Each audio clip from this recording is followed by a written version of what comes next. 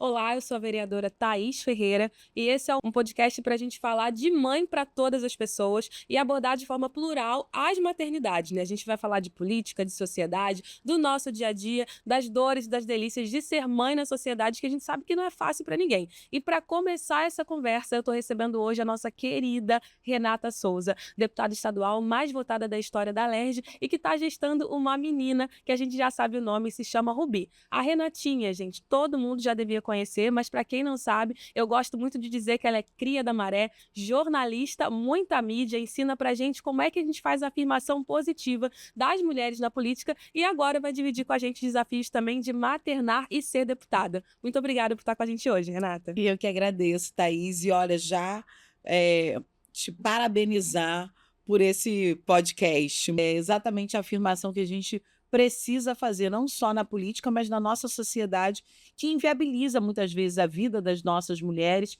em especial das nossas mulheres mães. Então, nesse sentido, é central a potência que tem essa discussão, em especial pensando em políticas públicas. Então, Renata, você já entrou no nosso tema de hoje, né, que é esse lugar de o que pode uma mãe na política. A gente sabe que nós mulheres, né, ainda somos subrepresentadas na política institucional, ainda é um lugar muito hostil para a nossa presença, para a nossa permanência, né? Você já está no seu segundo mandato. Isso fala muito sobre a nossa potência, o quanto que nós temos que resistir para estar nesse lugar, né? Então, eu queria trazer para você essa perspectiva, né, do que pode uma mãe na política e como é que tem sido para você, né, estar gestando durante um mandato. Eu fui a primeira na Câmara Municipal do Rio, né, mulher eleita a gestar e parir durante o mandato, e agora eu tô vendo isso acontecer com você, queria que você compartilhasse com a gente um pouquinho. Bom, é um desafio enorme, né, Thaís? Porque a gente sabe que esse lugar que historicamente não foi feito para nós, na verdade, ele se torna também um ambiente hostil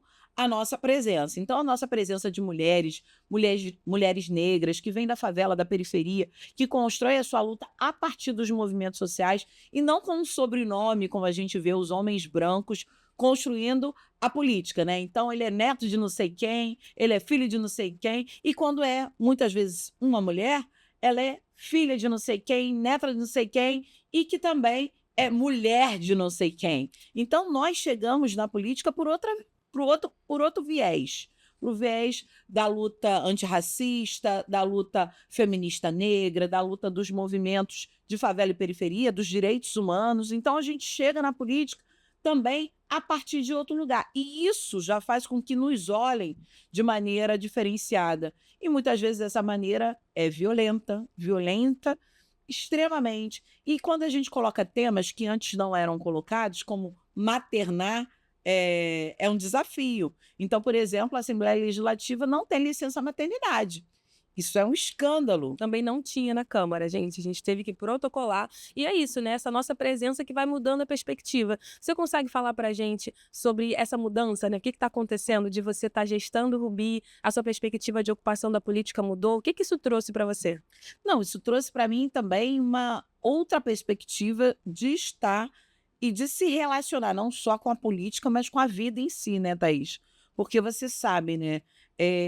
Você começar a pensar a política a partir desse lugar de você gestar vidas, mas mais que isso, poder, a partir dessa criação, pensar como a política pública ela interfere diretamente na vida dessas mulheres. Então, sem dúvida nenhuma, você pensar nas dificuldades que essa mulher tem, seja na economia do cuidado, que acaba que é essa mulher a responsável pelo seu filho, a responsável, muitas vezes, como já demonstrou o IBGE, pelo sustento da sua casa, pelo sustento da sua família. A gente ainda tem a dificuldade da política pública entender esse trabalho, que é da reprodução da vida, como um trabalho. Então, é essa mulher que vai fazer a comida, que vai lavar, que vai passar, que vai cuidar das crianças, que vai cuidar do idoso, que vai cuidar daquela pessoa que tem também, enfim, deficiências físicas ou que tem algum tipo de doença especificamente. Então, ela cuida de todo mundo, mas quem cuida dessa mulher? Então, esse é um debate também que a gente vem trazendo na perspectiva da luta política para as nossas mulheres. Sim, importante demais quando você fala sobre isso e também muito importante dizer que agora, né, que você vai ser mãe de uma menina negra, a gente tem muitas referências na nossa vida, né? Você já é referência para mim, para muitas outras mulheres e meninas que não só ocupam a política institucional, mas que te veem nesse lugar. E como é que foi a influência das mulheres da sua família que sempre cuidaram, né, que também sempre tiveram ligadas a essa questão do cuidado da comunidade? A sua mãe tem essa trajetória também. Você fala um pouquinho disso pra gente? Ai, gente, minha mãe é a tia Lita da Maré, né, então eu passo na rua, Thaís, é muito engraçado, as pessoas me chamam de irmã, mas eu não sou a irmã da igreja, eu sou a irmã porque minha mãe cuidou daquela determinada criança num determinado tempo da sua vida, porque é isso, como a gente fala da política do cuidado, né, da economia do cuidado, a minha mãe, que passou a ficar em casa, dona de casa, criando 5 crianças, mas que cuidava das outras crianças da vizinha, por exemplo. Eu tenho uma irmã, Isabela, que ela tem 30 anos, que eu participei da criação dela, porque a mãe dela era empregada doméstica e não podia ficar com ela. Então, enquanto a mãe dela cuidava dos filhos das patroas, a Isabela era cuidada por mim e pela minha mãe. Então, é esse nível de inspiração que eu tenho para pensar em como a gente se renova cada dia. E também tem tragédias nesse meio do caminho, né? A minha mãe cuidou e cuida ainda hoje da Mariana, que é filha da Mauriceia, que é minha prima, que foi vítima de feminicídio.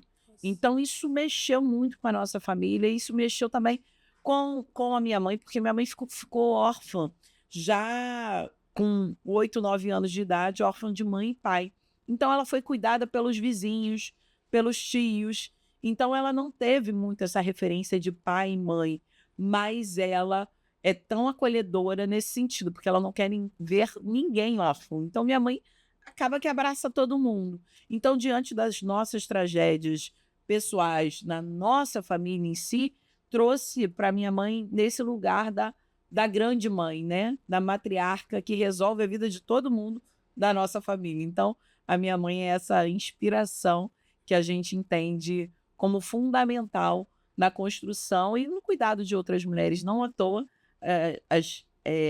os outros filhos criados são todas mulheres. Uma grande referência, né? A gente tem máximo respeito pela trajetória de Dona Lita e que bom que você pode estar dividindo essa história com tantas outras pessoas, né? E a gente precisa falar que para uma mãe poder tudo, né? A gente precisa de uma rede de apoio trabalhando ali e disponível também para que essa mulher possa ter ferramentas, possa ter acesso. E a Renata trouxe um outro ponto importante demais que me faz lembrar sobre a sua presidência, né, da Comissão da Mulher. A gente está falando do Rio de Janeiro, de um estado que infelizmente vive uma epidemia de feminicídios, né? Queria que você falasse também para a gente desse papel, né? Como esse seu olhar agora de mãe, junto desse olhar também que foi forjado na luta dos direitos humanos, que sempre trabalhou para as mulheres terem suas vidas livres de violência, como é que você tem trabalhado a questão da comissão a partir dessa trajetória que também é atravessada por tragédias, né? Mesmo que não seja conosco, na nossa comunidade. Exatamente. Eu acho que é um desafio muito grande também perceber uma comissão dentro de uma casa legislativa, né? Só para você ter uma ideia, a Comissão da Mulher era a única comissão que não tinha uma sala dentro de uma Assembleia Legislativa que já está na 13ª sintomático, né? legislatura. É sintomático. Então, quando a gente assume a presidência da Comissão de Direitos das Mulheres, a gente já faz um diálogo importante com o presidente da casa para a gente ter uma sala específica para a Comissão das Mulheres. Mas isso para a gente não era o suficiente. Então, a gente queria também uma sala lilás que pudesse acolher essas mulheres. Então, hoje a gente tem a Sala Lilás, que é o primeiro lugar de acolhimento às mulheres dentro de casas legislativas no Brasil. Então, é uma experiência inovadora, mas também que traz essa perspectiva de termos um atendimento que seja multifacetado e multiprofissional. Então, temos ali assistente social, advogada e também psicólogo, que faz o primeiro atendimento para a gente encaminhar. Só para você ter uma ideia, a gente lançou a Sala Lilás no ano passado, e com um ano de atuação, a gente teve 200 casos atendidos. E o que me chamou a atenção, Thaís, é que o primeiro caso foi de violência política de gênero de uma vereadora do interior do Rio de Janeiro. Olha só. Ela, assim que a gente lançou, a Sala Lilás, ela já foi lá procurar porque ela precisava de um acolhimento porque estava sofrendo violência política de gênero. Mas mais que isso, as mulheres da própria Assembleia Legislativa, as trabalhadoras da Assembleia nos procuram. Então, assim, é um nível de violência que muitas vezes a gente não percebe no cotidiano, mas ela está ali, está pautada.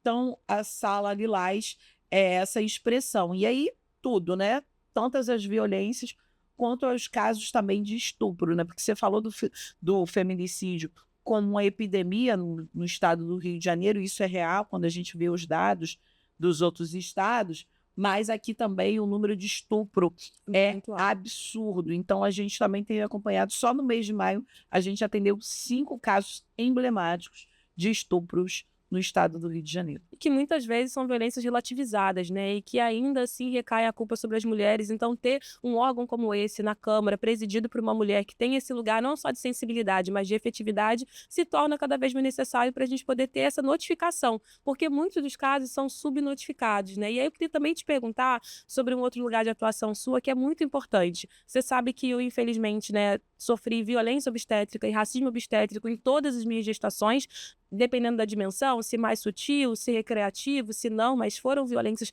contra a minha pessoa e também os meus filhos, os meninos que eu gestei, e por isso me tornei também nesse lugar, não só ativista, mas hoje presido uma comissão de combate à violência obstétrica e ao racismo no ambiente obstétrico, e você teve presidir uma CPI, né, sobre a violência obstétrica. Você pode trazer um pouco pra gente desse lugar, de como foi fazer isso, do que te chamou a atenção, porque você já trouxe na trajetória, né, de como a maternidade sempre te impactou, mas você ainda não era mãe, mas já sabia da importância desse trabalho. Você pode falar pra gente? Exatamente, Thaís. Assim que eu assumi o mandato em 2019, a primeira coisa que chegou para mim foram a morte de bebês dentro de um hospital, Hospital da Mulher de Cabo Frio.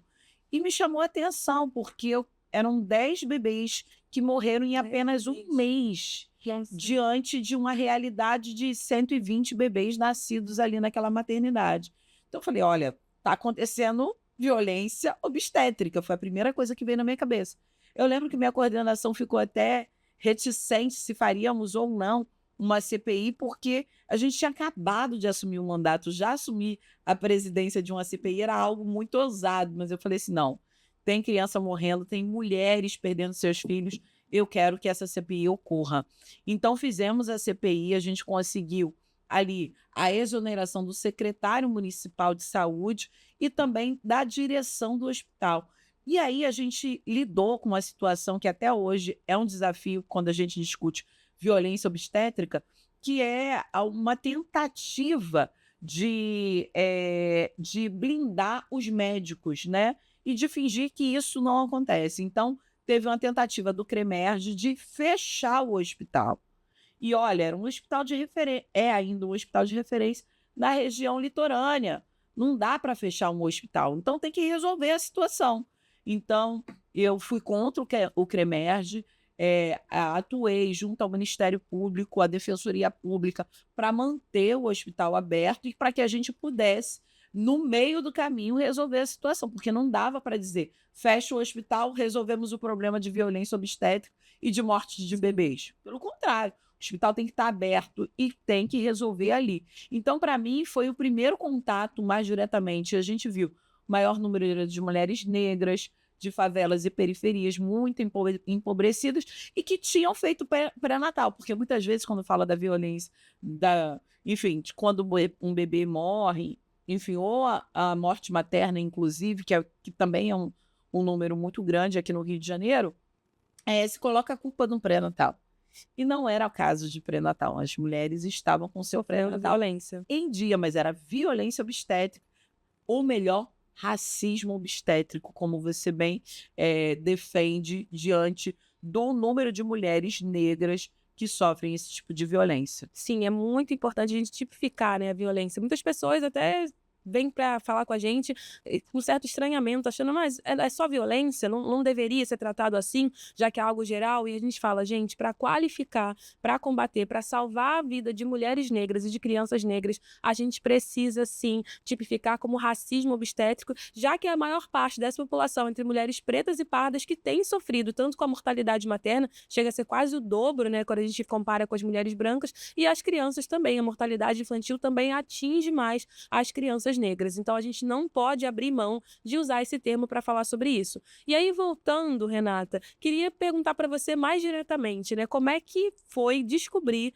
essa gestação de Rubi em pleno exercício desse mandato tão combativo e tão, como a gente pode dizer, tão ativo, tão atuante em todo o estado do Rio de Janeiro? Bom, foi um presente, né, Thaís? Um presente de minha mãe Oxum, porque eu já tô com 41 anos e já tinha nessa minha perspectiva de vida a situação, enfim, tranquila, porque eu achava que eu já tinha maternado, e já tinha maternado de fato com a Isabela e com a Mariana, que criei as duas desde muito cedo. Mas é evidente que me ver grávida, me ver nesse lugar, trouxe para mim outra perspectiva de vida, entendendo que tem dois corações batendo no meu corpo. Isso faz completamente diferença, falando que, gente, daqui vai sair um ser, É muito né? potente, É né? muito potente. Então, eu amei o nome Mãe Pode Tudo, porque, de fato, a gente se sente extremamente poderosa. Afinal de contas, gestar uma vida é algo que nos traz uma responsabilidade muito grande, porque a gente sabe que o que a gente come, o que a gente sente vai para o bebê. Então, nesse sentido, eu fico muito atenta às minhas emoções e muito atenta ao que eu estou consumindo, às coisas que eu estou fazendo, que eu ando fazendo para que a Rubi nasça muito saudável e nessa perspectiva de felicidade. Então, para mim, é uma grata surpresa e presente da minha mãe Oxum.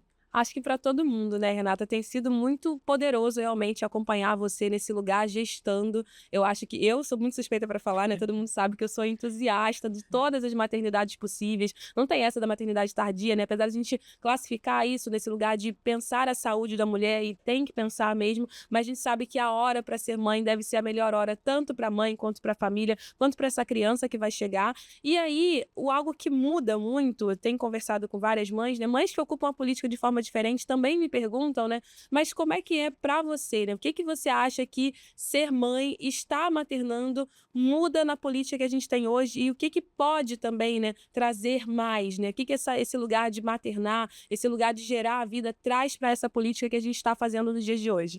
Bom, eu acho que faz toda a diferença, Thaís, porque, por exemplo, eu ter experimentado todo esse processo de pré-natal e entender que muitas mulheres, às vezes, fazendo pré-natal no Sistema Único de Saúde, muitas vezes falha também no acesso a determinadas informações que é importante. Então, por exemplo, não é só o Sistema Único de Saúde ou o sistema privado, mas entender que há um gap geral, um apagamento geral de informações para essa mulher gestante que garanta que ela se empodere do seu corpo. Então, assim, a gente entender que as doulas e o papel das doulas é fundamental, né, em trazer informações. Já temos leis que garantem que as doulas acompanhem no nascimento da criança e que façam um acompanhamento. E aí vejo que uma das suas lutas é fazer com que a gente tenha doulas Na atenção básica, na gente, atenção atenção básica. primária, a gente vai ter sim, estamos nessa luta e não vamos desistir. E eu me somo a essa luta, porque eu acho assim, o papel que as doulas estão tendo, assim, nas rodas de gestantes que eu tenho frequentando, em especial a roda de gestantes da Maré, que eu tenho um carinho especial antes mesmo de estar gestante. Eu já tinha ido à roda, mas eu entendo que esse é um papel da política, entendeu?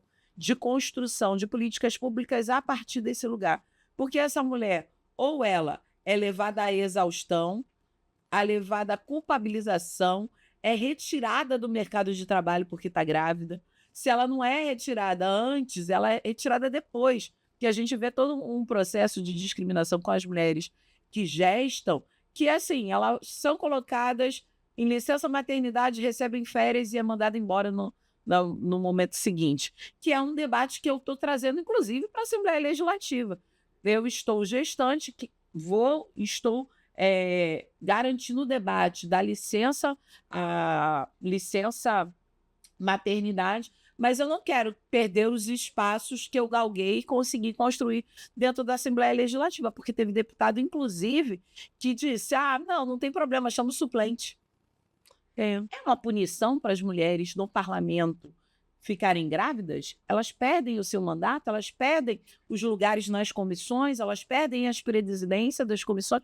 Isso não pode ser uma punição para as mulheres. Ela estar grávida, ela gestar uma vida. Pelo contrário, tem que entender que esse é o lugar de potência. Então, esse é o debate que eu tenho feito também na Assembleia Legislativa para esse lugar. A gente, como você já conseguiu a licença maternidade, eu ainda estou tentando garantir esse Pena que não debate. valeu para mim, né? Vai valer para a próxima vereadora. E a gente espera que tenham muitas vereadoras, né, que sejam eleitas e que possam gestar e parir seus filhos em pleno exercício dos seus mandatos. É muito importante a gente ter essa possibilidade garantida, até porque é isso que você falou, né, Rê? Ser mãe não é doença, ser mãe não é punição. A gente está trabalhando para que a gente possa se afirmar positivamente enquanto mulheres e também mães na política, a partir de algo que é essencial para que continuem existindo outras vidas. Ainda não temos um outro portal que não seja o útero de uma pessoa que gesta, né? Então isso deve ser valorizado, isso deve ser enxergado como uma possibilidade de sustentabilidade humana. Esse papo é aquela conversa que a gente tem que desdobrar, que muita gente não está preparada, mas é isso, né? Desde esse lugar de potência da gestação, a gente trazer uma perspectiva super importante. E agora, vou para você, não vamos fechar, vamos para um bate-bola, enquanto a gente não encontrou uma palavra, um termo melhor, né? Vamos fazer aí sabe aquele questionário de mãe? Você vai para onde? A gente vai perguntar bem rapidinho um sonho, Rê. Conta pra gente. Ai, que a humanidade não se desumanize. Nossa, poético, hein? Fala pra mim, então, uma memória. Mas eu acho que de memória é a laje da minha casa na Maré. São as melhores memórias, assim, da minha vida. Um medo. De sentir medo. Às vezes eu me pego pensando nisso também. Bastante. Um aprendizado nessa gravidez. De que o medo é combustível. E você vai conseguir parir. Vamos! Uma mulher que te inspirou na infância, né? Vamos puxar esse lado criança que é importante pra gente. Na infância, uma mulher, minha mãe, assim, minha mãe é muita inspiração. Não tem como dizer de outra pessoa, porque o papel que ela exerce enquanto mãe, enquanto essa grande matriarca para mim, é a mulher que mais me inspira nesse mundo. E uma mulher que te inspira hoje. Hoje, na luta política e diante de tanta coisa, eu não tenho como dizer que a Marielle não é uma inspiração. Marielle é uma inspiração para todos nós. E nós que convivemos com a Marielle sabemos o quanto que ter uma potência negra na política também nos trouxe uma responsabilidade coletiva enquanto mulheres negras que somos, que é não abrir mão dos nossos direitos, não abrir mão das nossas possibilidades dentro da luta política. Não seremos interrompidas, né? Eu acho que isso é realmente um lugar de apego de todas nós por esse legado tão, tão intenso, tão incrível que é o legado deixado por Marielle. E agora falando, né, do nosso Rio de Janeiro, um sonho para o Rio. Que o Rio de Janeiro seja menos desigual, né?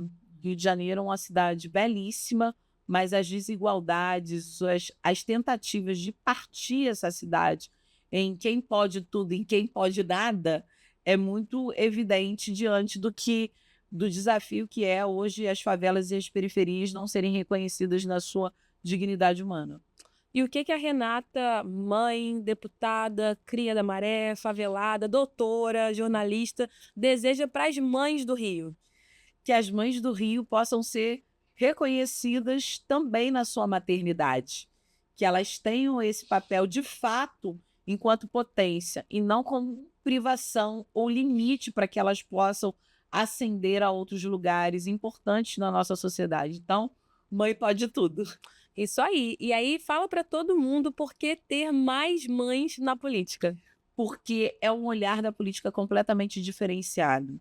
É o olhar para além da potência, é o olhar onde a política pública ela vai ser mais eficiente, mais eficaz. Então, é a gente falar da primeira infância, é a gente poder conduzir esse processo pedagógico, mas que garanta também emprego e renda, que garanta circulação na cidade, que garanta ônibus a preço justo ou tarifa zero, que é isso que a gente espera, que garanta também a existência da mulher e das suas crias numa existência plena nas cidades. Renata, passou rápido pra caramba. Em tão pouco tempo, a gente passou por diversos assuntos. Olhei aqui meu roteiro, a gente falou de economia do cuidado, que é super importante. Falamos do seu trabalho, que é pioneiro na Câmara, né? Você falou, na Câmara não, na Assembleia Legislativa, gente. Vou repetir a frase. Falamos do seu trabalho pioneiro na Alerj. A gente falou da Comissão da Mulher, o lugar da Sala Lilás, que é uma inovação política que é muito necessária. Falamos sobre, infelizmente, diversas violências que nos atravessam, né? Desde os feminicídios, estupros, mas falamos também de muita potência e muita alegria. Memórias da sua infância. Citamos aqui várias vezes Dona Jorgelita, essa referência, né, de mulher matriarca da Maré. Falamos sobre Rubi, falamos sobre essa sua experiência, que é pra gente, né, uma experiência política também, mas uma experiência muito íntima que tem sido gestar Rubi. Muito obrigada mesmo pela sua participação. Você trouxe com certeza perspectivas que a gente sabe que vão fazer com que outras mulheres, outras mães, outras pessoas entendam sim, porque a gente tem que afirmar a mulher mãe como uma potência política. E queria que você deixasse aqui uma mensagem final, dividisse com a gente também como foi participar. E é muito, muito importante te agradecer por toda a generosidade, por toda a disponibilidade de sempre. A gente precisa cada vez mais de você afetiva, efetiva e plena na política. E vai ser muito gostoso te ver daqui a pouquinho com o Rubi nos braços. Bom, o recado que eu deixaria para essa mulherada é que não tem limites para o nosso sonho, para a nossa esperança e pela nossa potencialidade de efetivar esses sonhos e essas esperanças. Então, sigam livres, sigam com seus pensamentos libertos, porque vocês podem tudo. E é isso, Mãe Pode Tudo vai ficando por aqui. Muito obrigada pela companhia da nossa audiência, né? Temos essa audiência. Muito obrigada pela participação mais uma vez, Renata. A gente vai convidar todas as pessoas a nos ouvirem e assistirem em todas as plataformas e fortalecerem a política das mães. Muito obrigada.